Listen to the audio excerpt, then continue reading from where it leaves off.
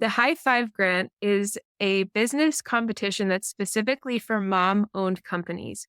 So I realized myself when I started my business that it was really hard to have that startup capital and it felt hmm so intimidating to go to a bank. And I was like, I don't know. I've never started a business before. Like I had no idea how any of that Yeah. worked. But this year we have $22,500 in grants that we'll be giving to 8 different finalists.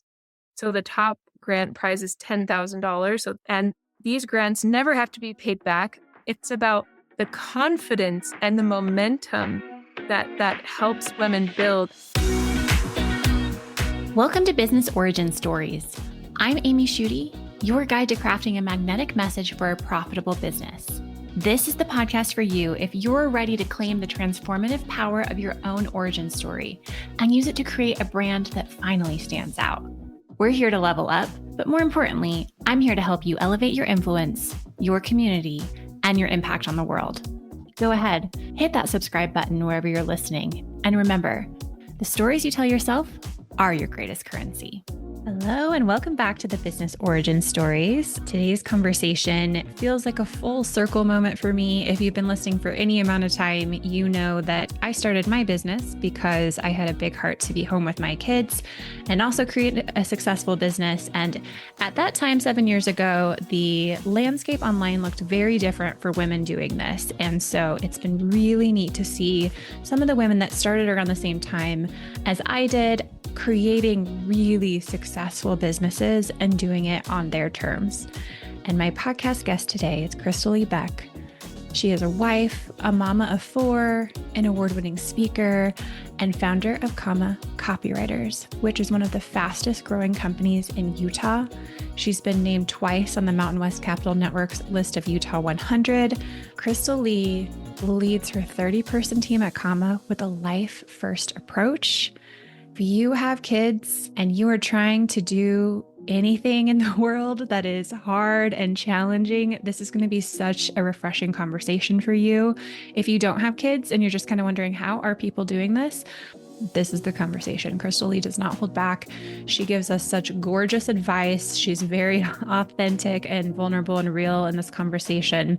And it's really inspiring because I think she's done something absolutely incredible. She has a big vision for her team. And then she also is very generous and has created a pathway for other women entrepreneurs who have kids to get access to grant money to really fund their ventures. I love all of my interviews and all of my podcast guests, but this one felt like it really hit home because we're living fairly parallel lives. And it's just so cool to see how another woman is just doing it on her terms, doing it well, and creating her own ladder to climb and helping others do the same. So with that, let's dive into this. Hello, how are you? Hi, so good to see you, Amy. Oh, it's so good to see you. Thank you so much for coming on. I'm going to share a little bit about our story in a little bit, but can you tell everyone who you are and where you are today? Yes, my name is Crystalee Beck, and I'm a mom of 4 and a wife. I live in Bountiful, Utah, just north of Salt Lake City. And I'm a serial business owner. I own 2 companies, and I love supporting especially mothers in business. I'm a big fan of women, but especially moms who are at the intersection of motherhood and entrepreneurship. So good. We connected when I first started my business. And that feels like a really long time ago. It was almost 8 years ago. And you reached out to me about one of your businesses. So anyway, give us a taste of both your businesses. And then I'm excited to talk to you today because I think what you have done by building a legacy and then also offering a lifeline to other mamapreneurs, I think is so beautiful. So give us a taste of what your 2 businesses are and how you're working now with your clients and then with other women. Okay, so my first company I founded in 2016. It's called Comma Copywriters. And we're a marketing agency. I have a team of writers and editors, and we do marketing content, everything from product descriptions and emails to case studies and ebooks. We really focus mostly on long form content. So we write a lot of blog posts and white papers. And we're the folks that liked writing essays in college, and now we get paid to do it. We're grammar geeks and word nerds, so we own it. So that's Comma. And then about a year into that business, I had two little babies. I had a 2-year-old and a 6-month-old when I first got started. And about a year later, when I had a 3-year-old and a 1-year-old, I kept having all of these women come to me and say, how are you doing this? How are you being a mom and starting a business? And there were like 5 women within 1 week. It just felt like all around me, they were just bubbling up. And I felt very called to helping them and sharing what I was learning. And that turned into starting a second business, which is called the Mama Ladder.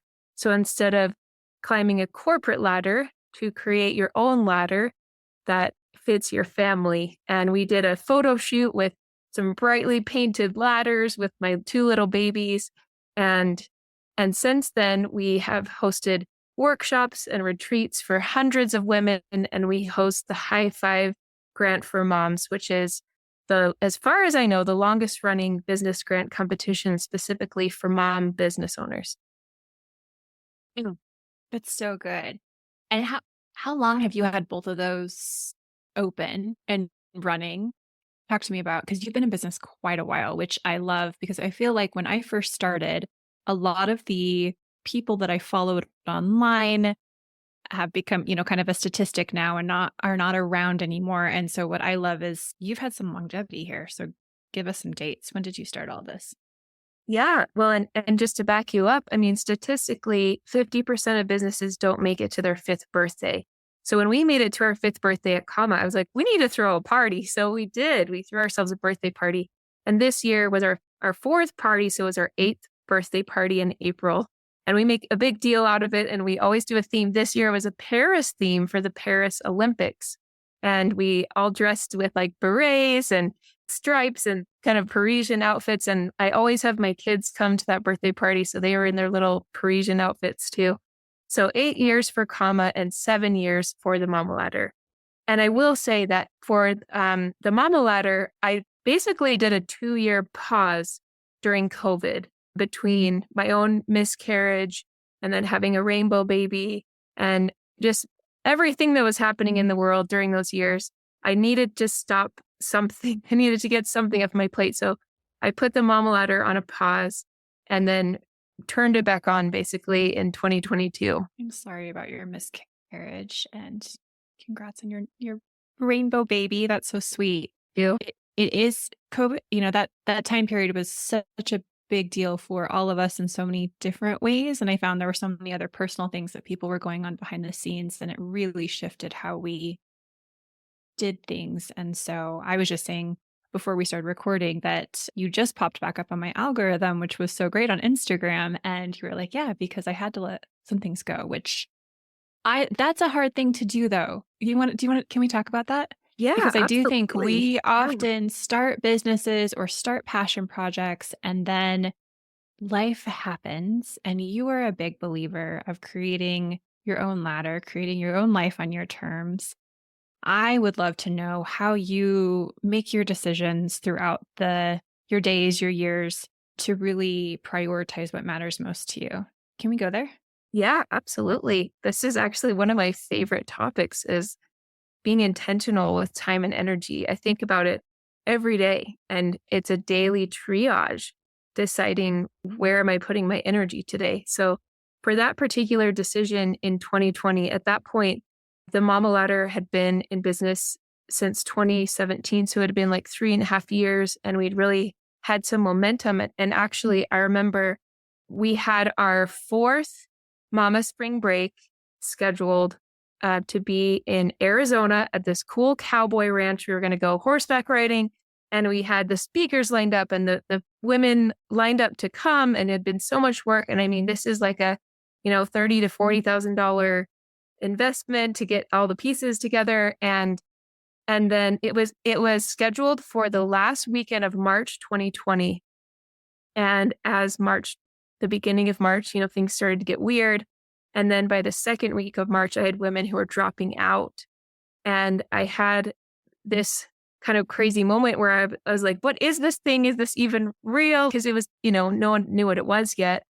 And I basically came to this decision point where I saw three options. One, I could cancel and completely lose out on all that money and really get myself in a big pickle. Two, I could postpone, but we also had no idea what was coming. And no one knew how long all this would last. And it lasted longer than I think anyone expected. Or three, we could turn it virtual. And I decided to move forward with it, but have it be a virtual thing. So we still did it the same weekend. And we ended up giving some refunds, like some of the sponsor money that we had. I sent it to all of our attendees. They each got, I'm pretty sure it was $500 in refund money because it's not the same virtual as in person. And so I wanted to compensate them, but I also needed to cover some of my costs. And so we did it virtually, and it ended up being so beautiful to link arms together in this really terrifying time in life. And that was like the springboard for me personally to feel, here we had these 3 days together that we were spending 5 or 6 hours together talking about our businesses and about our families and what are we going to do. And it was so uplifting and positive, and we were just in this like cocoon of positivity that we were like, we're going to make it through this. We're going to figure this out. This is time for us to see what we're made of. It kind of gives me the chills to remember it, because I'm so glad I made the decision to continue forward.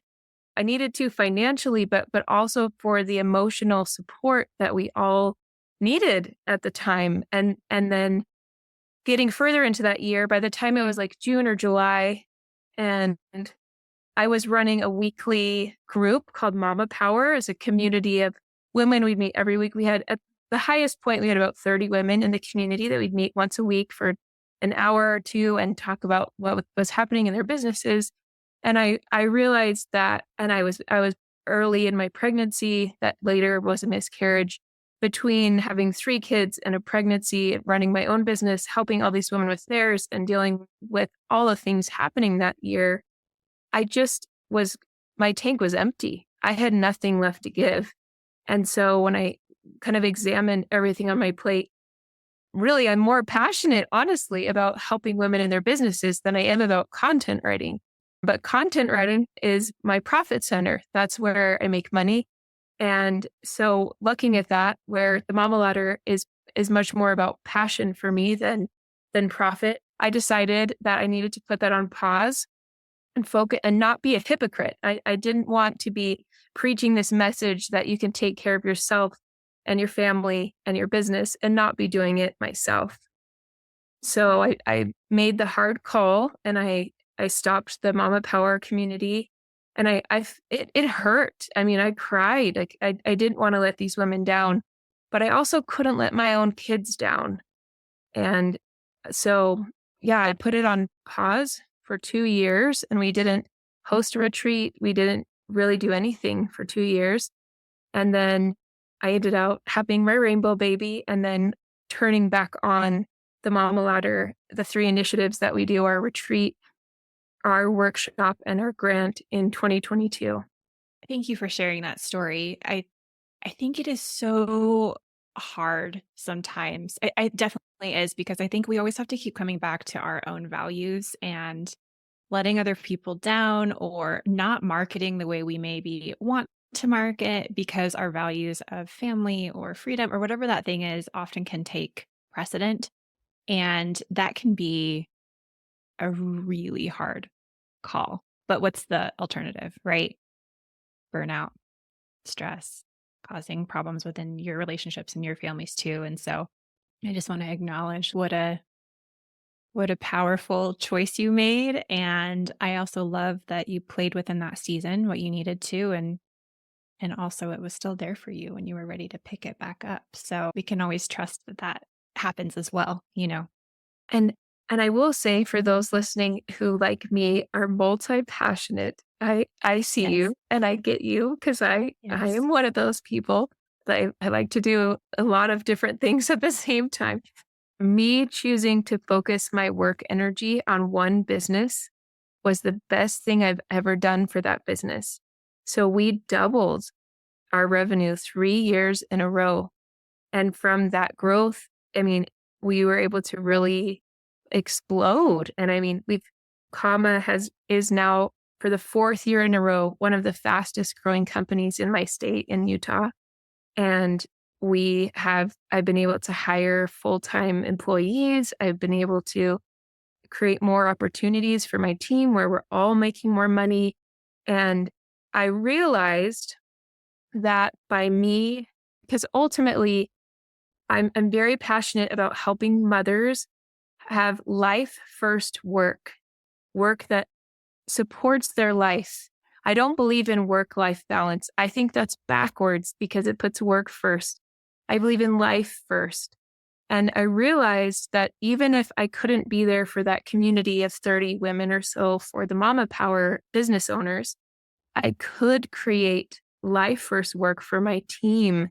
And that's really how we operate. And I actually have 30 people on my team, and it happens to be the same number, but it just was a new way of looking at it where with the Mama Ladder, like they were paying me to be part of this community, but for my team members at Comma, I'm paying them to have a work experience that is very flexible and using their talents in ways that they can put their life first. So I realized that it was a worthwhile exchange.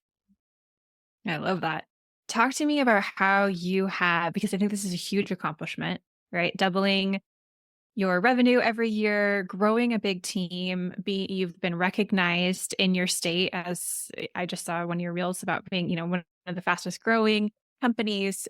You're getting accolades now. You're creating a whole different culture, but what does that actually look like? Give me some tangible. What does life first look like? Because I know a lot of people that listen to this podcast are growing teams, or they have that same desire, whether they have kids or not. They want to have big, full, juicy lives that also include work, but also have the freedom to play and to be. So how are you designing your team? How are you designing your work to actually do that? Because it's a shift away from what most of us know from working at other corporations.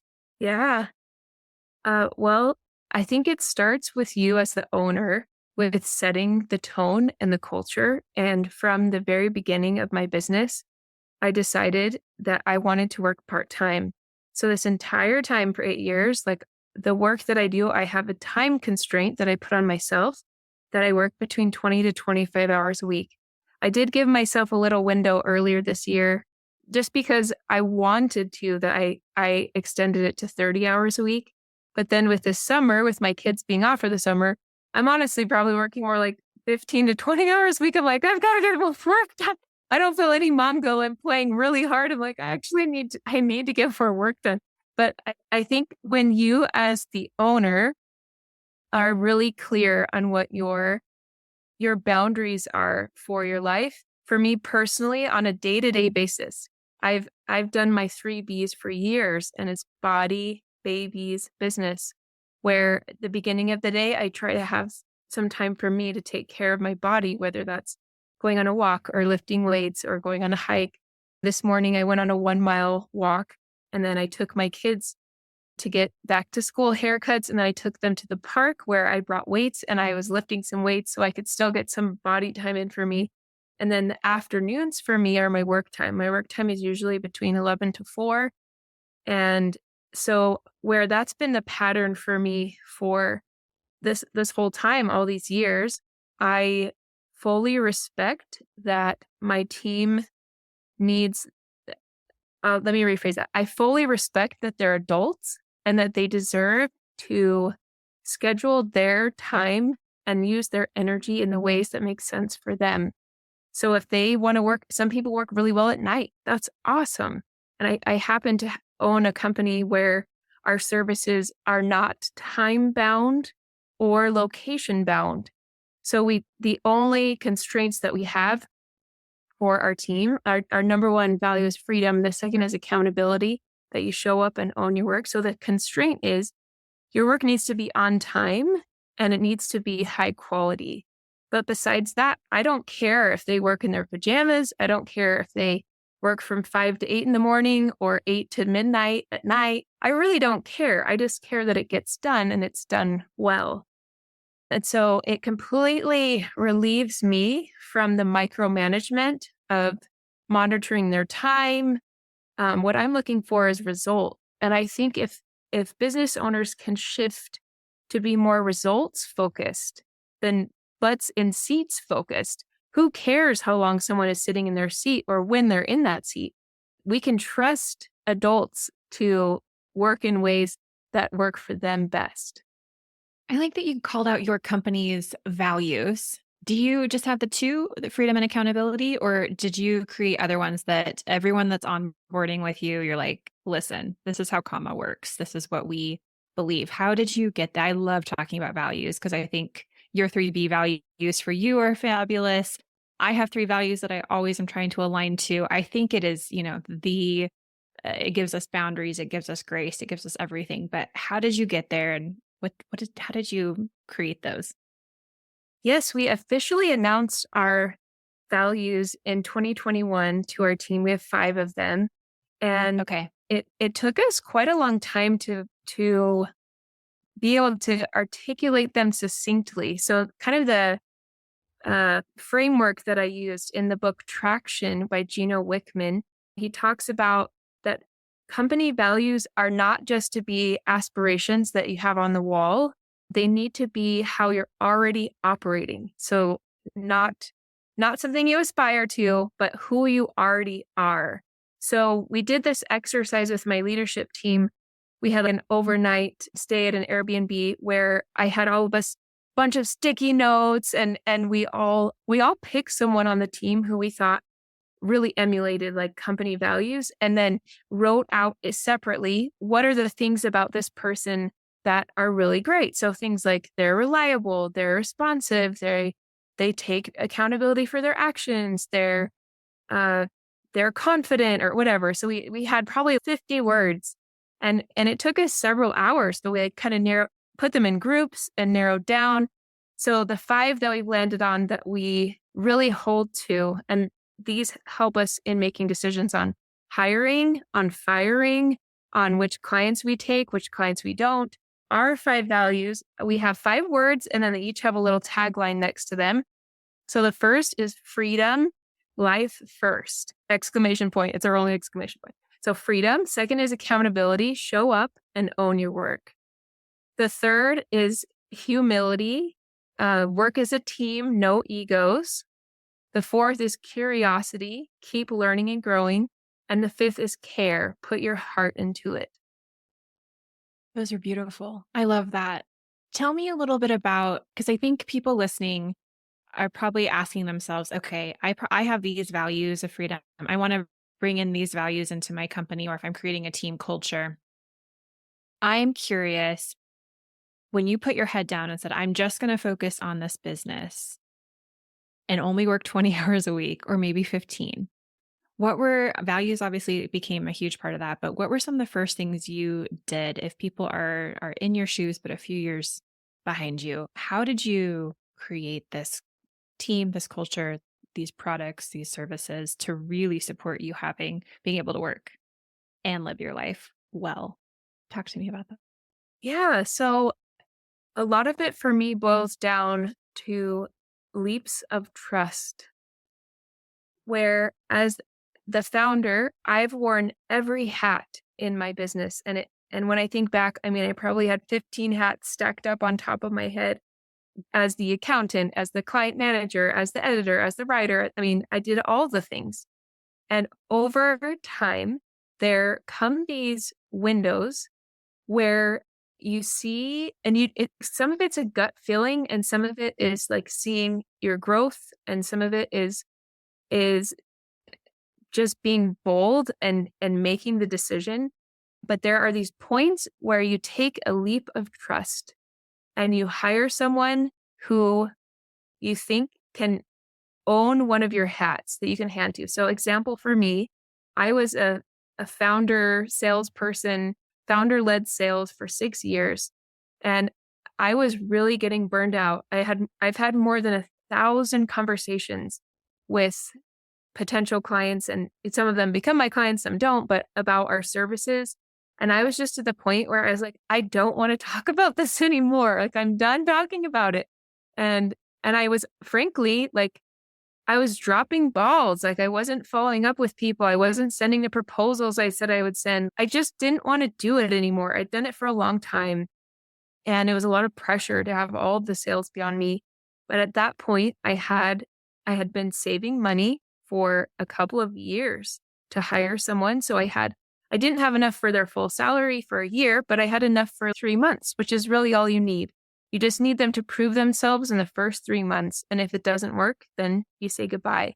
So I had someone apply to be a writer. We were hiring writers at the time. And when I saw her resume, it was actually LinkedIn. I saw that she had been a real estate agent and she had also done ad sales at a content company.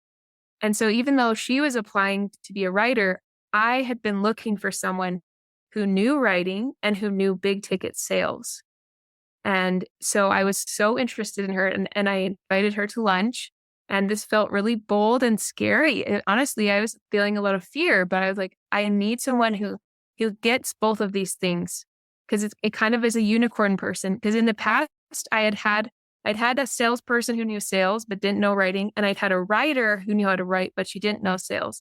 And they were both wonderful people, but it didn't work out long term. And I think a lot of it is that I needed someone that had both skill sets, who knew our service and who also could handle the pressure and the emotional resilience of rejection and all the things that goes into sales. So when I had this lunch date with Lisa, I was really kind of getting a feel for her. She was getting a feel for me. Like we were doing the same thing with each other. Like, is this going to work? Can I trust you? And we ended up deciding to do a 6-month contract just to have a 6-month trial period, basically, where I showed her the ropes and I really spent, 2 or 3 months training her and then kind of let her take the book of business and let her take a leap. And then after that 6 months was over, then I took another leap of faith or trust, trust. They're both similar, but trust in her. And I decided to hire her as my first full-time employee. And she's been fantastic. And she does better at follow-up than I do. And she's helped us grow in ways that I couldn't have done myself. So wherever you are at, talking to listeners right now, there's so much opportunity ahead for you. And I do meet other business owners who have a hard time with trust. And my personal philosophy is that I trust someone until they've shown me I can't trust them. And when trust is broken, I basically I have a hard time trusting again if someone breaks my trust in them. But I pretty much I give someone the full opportunity out of the gate until they prove to me they're not worthy of my trust. So that's my style. That's a great philosophy. And I love a couple things about this story. I love that you said you were saving for this person. Because I think that is something that happens a lot as people know they need somebody to come do anything, but they look at their sales coming in or their bank account and it feels so stressful. So they put too much pressure on that person coming in because they're really operating out of scarcity. So I love that you had this kind of opportunity gap of 3 months to just try something. So I think that's great. And then I also love that you gave her enough leeway to really show you that she could really take this on and make your life better. So that's a great story for anyone listening because hiring is scary. Yes. There's a lot that goes into it. And you, with 30 people on your team, I keep coming across women entrepreneurs, especially. It feels like people have either grown their team or they've run their team and then decided this is too much work. Like I'm managing at home and now I'm managing at work and I am out of here. I just want to go back to being a solopreneur or with a team of contractors. I'm curious, how did you decide this was the business model that you were going to commit to and go after? Because I feel like there's a lot of reinvention happening right now. And I think that'd be interesting for people who are in that space, either on the edge of just getting rid of their team and going solo or wanting to grow an agency type model. Talk to me about how you parsed through that. Yeah. So I started out in 2016, never having been a business owner and I have a communication master's degree, so background in writing, but not knowing how to grow a team. And so I started in my comfort zone, which was having part-time contractors. And at the time, like the commitment was, can you do 5 hours a week? Could you commit 5 hours a week? At this point, we're asking more like 15 hours a week commitment. But so, the way that I've structured my business for years, I went as long as I could with contractors, mostly because that was my comfort zone. That's what I knew how to do. And it also lowers the risk so much because I only pay them when there's a project for them to work on. So instead of having, I guess, a solid salary every month, like sometimes it's flex for them too. So when they work more, they make more. But it's only been fairly recently. So it's like 6 years that I was the only W-2 and had a team of contractors. And at our height, actually, we got up to 47 contractors. It has actually gone down quite a bit. But I realized this is something you can only learn over time. And by experience, I'll just tell you, like, that was too many people to manage. It was a lot of people. And so I think that to be totally honest, we overhired in a couple years ago. We overhired thinking we would have more growth than we did. And that ended up being really stressful for me because I didn't have as many projects to offer as I thought I would. And so over time, we have let a small number of writers go because we just didn't have enough for them, and that was all we need to do. But we've also had them leave for other opportunities, and so we just haven't filled their spots. So, and we haven't hired in the past 2 years. So I'm actually much more comfortable. And I will say, even though our value is no ego, there was a little bit of like ego for me, like in pride. Like I have 47 people on my team, but I realized the hard way that I would much rather have fewer people that I can take really good care of than have more people that I can pay what they want to be paid and give them the opportunity I want to give them. So 30 is actually really comfortable for us at this point.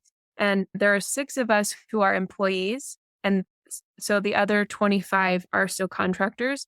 We have one that we are in a bridge transition where she's doing like our salesperson did, where she's having a 6-month kind of more consistent contract role with the goal of transitioning into an employee. So then we'd have 7. So the rest are contractors. And the employees are a company, what's that called? Org chart. I just can't stand like the hierarchy in most org charts where it puts someone at the top and someone at the bottom. I just can't stand that. So ours looks like a flower where I do happen to be in the center because I'm the owner, which even that I'm like, but I did bring it together. So I think that's okay. So in the center is the support team. So everyone who is not doing the writing and we're supporting the writers. The writers are like the pedals of our org chart. Like they're doing what we offer. Like we wouldn't have a business without the writers, but the writers need support. So I have a team support manager, I have a client success manager who manages the client relationships. I have a director of business development who does sales. And then I have me and then a couple like assistants and project manager.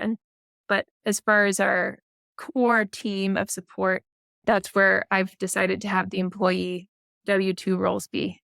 Thank you for being so transparent about that, because I do think, people hear these big numbers, 30 people, 47 people, and being able to kind of get through that and be like, here's what it actually looks like is so helpful. Talk to me a little bit about the mama ladder piece, because you've brought it back. And if women you did this with babies on your hip, you're doing this, you're going to the park, you're doing all the things, which I admire so much because, I have 2 little boys and momming is definitely where I put so much of my energy in the week. But what is the advice that you would give to women that are thinking, I am ready to do something on my own. I don't quite know what this looks like yet. I've got little people to manage and take care of, which is a lot of brain space.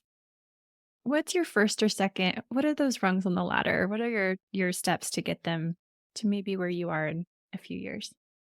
Well, first, congratulations on having the desire. I mean, just to have that ambition is great. Mhm. And I'm in full support of women doing what they want. And if they want to be 100% with their kids, that's awesome. For those that are wired like us, Amy, who just want to have some professional outlet or have projects or whatever other ambitions, that's awesome too. So I guess instead of advice, I just would like to share my experience because everyone's situation is so unique and I can't know the nuances of everyone's life. But when I first started, I had been laid off from my full-time corporate ladder job. My husband didn't have a job, and at the time I was pregnant when I was laid off with my second baby. So when I started my business, I had an 2-year-old and a 6-month-old. So they were both really little, and I realized I did not want them to have to compete with my computer. I didn't want them to be like, "Mommy, mommy," where and and my work is something I have to focus on, like with writing and words, you can't be playing and typing and thinking at the same Mhm. time. So I decided very early, like the very first investment I made was in having a babysitter. And at the time, I just started where I was and it was 15 hours a week. So I had someone who would come, it might even have been 12. I'd have to look in my journal, but I think she just came 3 afternoons and it was like 4 or 5 hours that she would come. I think that it was like a Monday, Wednesday, Friday. She was a student, and college students are awesome because they are so happy to have a 10 to 20 hour a week gig. So I put up my ads in the nursing and the education buildings at the local college because I was like, I want a future teacher, which I got. She was a future teacher or a future nurse, like at the nursing school too. And that those were like the babysitters that I had was these future, yeah, nurses and teachers. And so we just started, I think it was 12 hours. It might have been 15, but we just started where we were, just started small. And for me, it's almost, this almost seems like it's an oxymoron like, from what I was saying earlier about life first. But the way that I think of it is that I fiercely protect my work hours. And I do that because I want to get in, get work done, get out, and be with my kids. And when I'm with them, I want to be fully with them. I don't want to be split between the two worlds. And so, even though saying I fiercely protect my work time, it sounds like I'm prioritizing that over my kids. I'm not. I'm doing it so that when I'm with them, that they get all of me instead of distracted me or just part of me. So I feel like when I start my work time, and this is still how I operate, I have a nanny now for 25 hours a week. When she gets here, it's go time for me. Like I'm like starting a race. I'm like, ready, go. And I work as fast and as hard as I can. And they play with her and they have a great time with her. And she'll, take them to the park or a kids museum or, and I line up things like go take them to the library today. But while they're playing, I'm working hard so that when her time is done, that I'm back in mom mode. I have a very similar story, and I love that you talked through that. I'm curious though, because as I was able to grow my business and have more space, I had to almost deprogram myself from having to like rush so fast in those hours or not scheduling any time where I could just be because my brain definitely needs space, like white space, just to be without work and without kids and without other responsibilities. Have you experienced that? Because it's been a gradual shift, but as my kids are now older, where I'm not in like survival mode, right? All the time of like work and then kids and then this, I've really started to realize, oh, I've told myself stories about working and about momming that now served me at a time, that now I get to unravel them a little bit and create a new story for this season. But I'm curious, has that happened to you at all?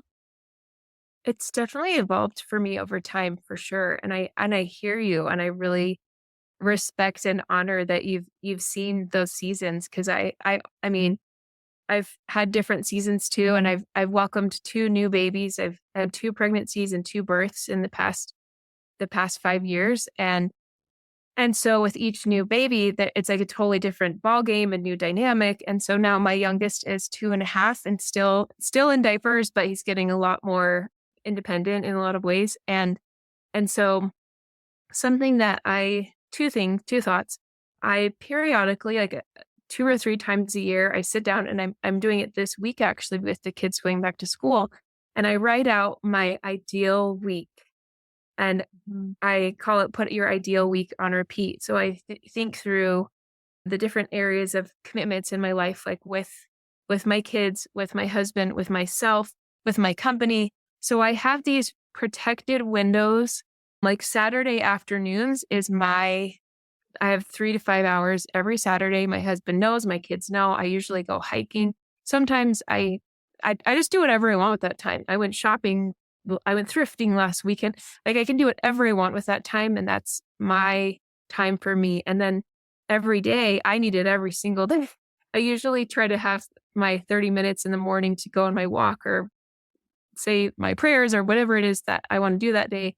And so I think it's so important that we make space regularly for ourselves. So yeah, ideal week on repeat for me. And also, I'm just gonna say this. I don't want to sound pretentious, or I don't know. I'm just gonna be real and honest. Like I I take breaks away from my kids pretty regularly. It's almost once a month that I have an Mhm. overnight, that whether it's like I have mama spring break in March, and then I have a girlfriend trip in September that's with my friends, and I have usually I have a week long trip with my husband, and then we usually do a weekend.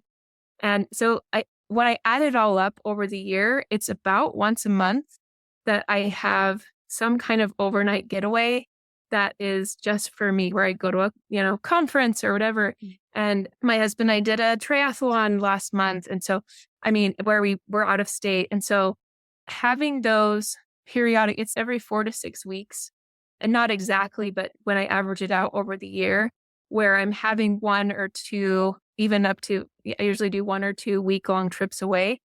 Those are recharge times for me, where I I get to just be human and not to have either responsibility. Sometimes that's a work thing, so I am in like business mode, but I'm not momming. I'm not, worrying about who's eating what for lunch and if they have their shoes on or if they forgot their socks. When I took my son to get his haircut, he didn't wear shoes this morning. So like, hey, come on, you know this, but It's I such a mean, real experience, though. well, just like Yeah. the mental load on a daily basis of taking care of Mhm. small children, like it's a lot. It is a lot. And I love my kids, but I personally need breaks from them so that when I'm with them, I enjoy them and I'm not totally frazzled. And so, yeah, that's the way I do it. Well, I think that's beautiful. This is the whole masterclass, right? Because I think that's so important. 2020 ruined a lot of the traveling, but traveling's one of my first loves. And when I started to get back into it, and all of a sudden I had space away, I was like, oh, I can breathe. I have thoughts. I have other ideas. It was incredible how much white space I think we actually need that we don't allow ourselves to have necessarily, especially when we're starting or growing or scaling a business. And so I love that you called that out. So thank you for doing that, because I think it's the oxygen mask, idea of just we Yeah. have to be filling up our own tanks, and we're better humans, we're better moms, we're better leaders when we get time and space to do these things. So, Well, Crystalee, this has been and I mean, amazing. Thank you you for get sharing this, all like, this. we need space to think. We really do. So I Yeah. almost always, any trip I go on, I bring my giant post-it notes, like the poster size post-it Mhm. notes. And I so many times in like hotel rooms or Airbnbs, I've got them on my wall, and I'm I'm able to think those like thoughts for my business. I'm like, where do I want to be in 6 months, in 12 months? I think about it all the time, like 6, 12, 18, 24. Like what's ahead. And if I don't make space to think about it, no one else will. That's my job as the CEO, is to be strategic. And so you like have the vision, set the vision. And if you don't make space for the vision, then you're just kind of scrambling and just being reactive instead of proactively creating what you want. Yes. Yes. Oof, that's so good. Talk to me about your high five grant, because this is your passion project. You're able to turn it back on. Give me some details. What does this look like? If there are other women listening that are moms and they're like, okay, she's saying things that I love. Talk to me about how people can get involved with you, or apply for your grant. What is the grant? Talk to us about Yes, yes. So the High Five grant for moms, I'm doing a high five in the air right now. You can't see it, but the High Five grant is a business competition that's specifically for mom-owned companies. So I realized myself when I started my business that it was really hard to have that startup capital and it that. felt Hmm. so intimidating to go to a bank. And I was like, I don't know, I've never started a business before. Like I had no idea how any of that worked. Yeah. And I was fortunate to have a client give me a $5,000 um, pre payment up front, which felt like so much money to me at the time. And that was what I used to create my first website and start the momentum going. And so when we first launched the High Five grant in 2018, it was one grant for $5,000. And that was so much work for me. And I'd never done raised money before. And but over the years, as I've learned and I've grown and I'm thinking bigger and want to help in a bigger way, we've given more than $70,000 in grants at this point. And after this year, we'll be really close to 100. I'm hoping we can pass $100,000 with adding in this year. But this year, we have $22,500 in grants that we'll be giving to 8 different finalists. So the top grant prize is $10,000. So it's 10, 5, 2,500, and then 5 women will get $1,000. And these grants never have to be paid back. They need to be used to help grow your business. So it could be used for supplies or marketing or hiring someone, working with Amy. Like you could use it however you see can help you grow your business. And it has been so fulfilling to me to see our grant winners have this momentum. So our top winner last year, she owns a beekeeping company called How's Your Day Honey in Florida. And Oh my gosh. I know, so cute. And she told me after she got the grant that it started this momentum for her. And she already had built a pretty good following. And this isn't about Instagram followers. It's truly not about that. It's about growing your business. But it started this Mhm. momentum and she ended up having a producer come to her and she has her own TV show. And she also now has these huge sponsorships that are like these very large amounts of money and she told me this wouldn't have happened without getting the grant. So for me, it's not Oh, even necessarily about the dollar amount. It's about the confidence and the momentum that helps women build. And then we've had women that ended up later being on Shark Tank and then getting their products in Target. And so it's just so cool to be a stepping stone for ambitious go-getter moms in business. wow. I love this. Okay. That's an amazing story. Those are great stories. Tell me 2 things. If there are business owners listening that are like, okay, I'm here to empower women. I want to empower moms. Can business owners donate to your grant scholarship fund? Talk to me about that first. Let's talk about reciprocity. No, that's actually a great question. We've never done that before. I mean, here we are on the spot, but that's a great idea to set up like a donate here. The way that we do it is that we have specific sponsors and we give them a lot of love. Okay. So we share with them with our email list. We have 10,000 people on our email list. We share them on our social media. We really give as much love as we can. And we're really thoughtful about who our sponsors are. I have a cap that we'd never have more than 5, at least so far, because I don't Mhm. want to be spread too thin. I like to give a lot of love to our sponsors. But if someone's Mhm. willing to donate and they feel moved to, we would definitely welcome that. So we will add a donate button to high5grant.com. It's all spelled out. Okay. So HIGHFIVE grant.com, Okay. high5grant.com. So great idea, Amy. I love that idea. And second, for those who want to apply, the applications are open September 1st through September 30th at high5grant.com. And there's 2 Okay. requirements to apply. So one, we have an official application that you fill out, like your business information, your name, and answer Mhm. a few questions about what's your vision for growth, what have you accomplished so far, so those kind of things. And then the second requirement is that you share your high five with the world.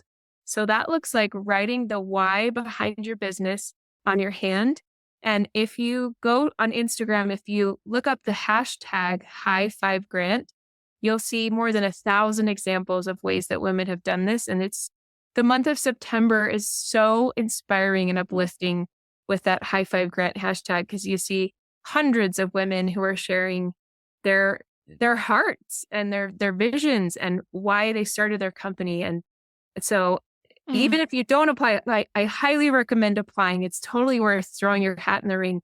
But even if you just join the community during the month of September and see these women buy from their companies, cheer them on, that means so much too. So good. So if you're listening in real time, we have basically all of September to apply or to support these women, cheer them on, share. I mean, what a cool way to create community online. This is genius, Crystalee. But it's so fulfilling to me, and I don't get anything out of it personally, money wise, but as far as like filling my heart tank, like I have made some of my dearest friends through this program, like women who come on Mama Spring Break and women who I turn to when I need support and women who I just respect and love so much. So, I mean, Mhm. selfishly, I get really dear friends out of it.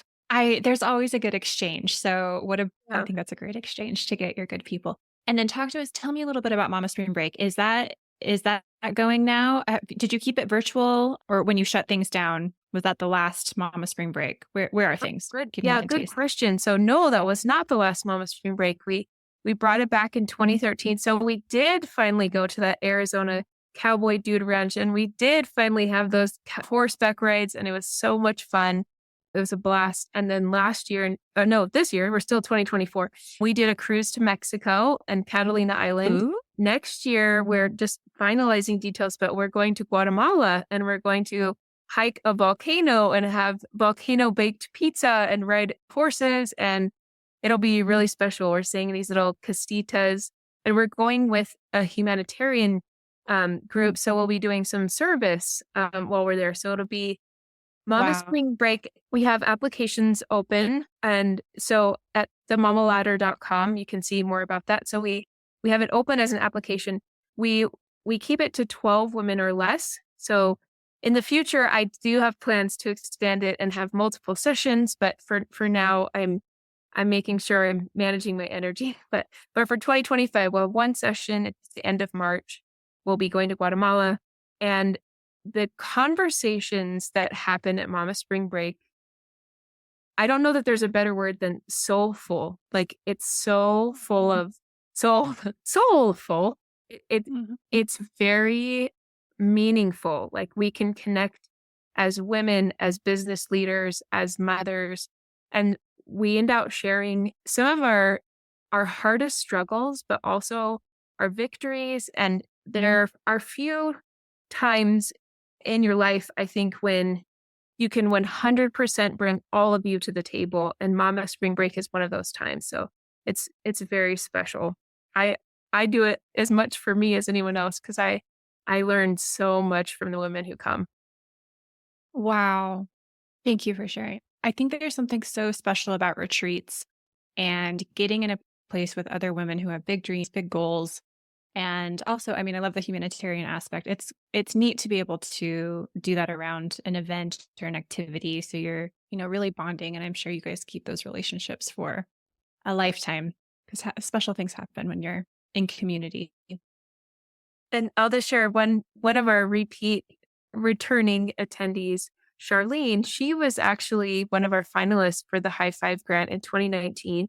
And then she came to Mama Spring Break, and then she was there for the virtual version. And then she came to Arizona. She went on the cruise.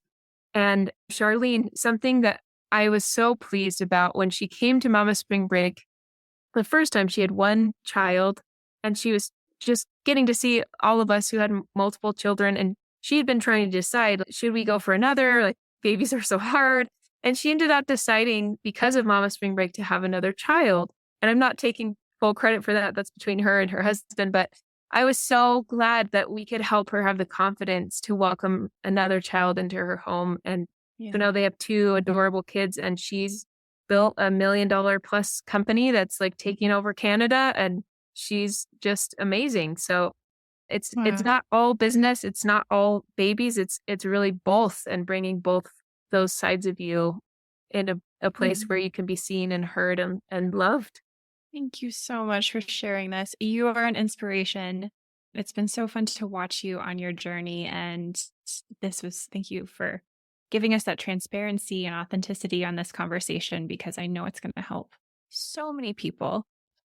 Do you have one last piece of advice or a book or something that you just want to leave with listeners who have listened to this and think, okay, she's showing me that I can do this too?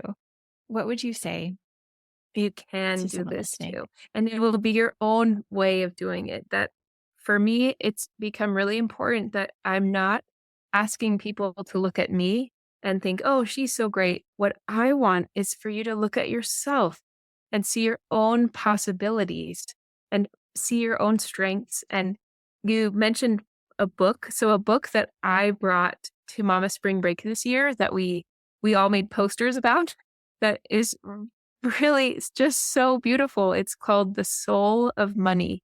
It's by Lynn Truss, The Soul of Money.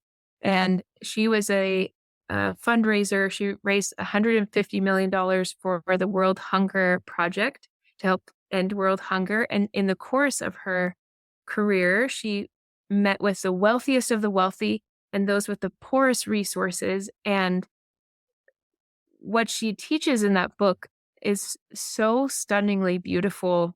And it's also hard to read in parts, about the abject poverty that some people live in. But for me, it really cemented in me this commitment to have my money be an extension of my soul. The way that I make money, the way that I give money, the way that I invest money and teach my kids about money. Money is not for status. It's not for showing off to people. It's for having more life and freedom to make the choices we want to make. And so I love that book, The Soul of Money. Okay. I will make sure we link that up in the show notes and everything that you shared today about the High Five Grant. Thank you so much for your time. Tell everyone again one more time, where can they find you on social or website? Give us a real quick pitch. Okay. So first of all, I spend most of my energy on LinkedIn. So find me, Crystalee Beck, on LinkedIn. That's where I share a lot on there. And then Instagram at the Mama Ladder. And for the High Five Grant, we also have at the High Five Grant. So the Mama Ladder or High Five Grant, both of those are great. Please do apply for the High Five Grant. Just go for it. We've had women who applied in the past and then they applied a couple more times and then they end up winning. And it's a lot of eyeballs on your business. So the goal is to help you grow. And a lot of women give new business because of all the attention that they get. I mean, we had almost 100,000 views on the website last year for people who are voting and applying. And so it's great advertising for your company. So even if it's for that alone, go for it. You might as well try. I love that. Okay. And put that donate button on there because I would love to donate to this. You're doing amazing work. Thank you again. And everyone listening, go buy that book, go follow Crystalee. And yeah, I can't wait to see what you do within the next few years. So thank you so much for being here. Thank you. Thanks for listening to Business Origin Stories. Love the podcast? Be sure to share it with a friend or colleague and give us a review on Apple Podcasts. Join me on Instagram and make sure to sign up for our weekly email.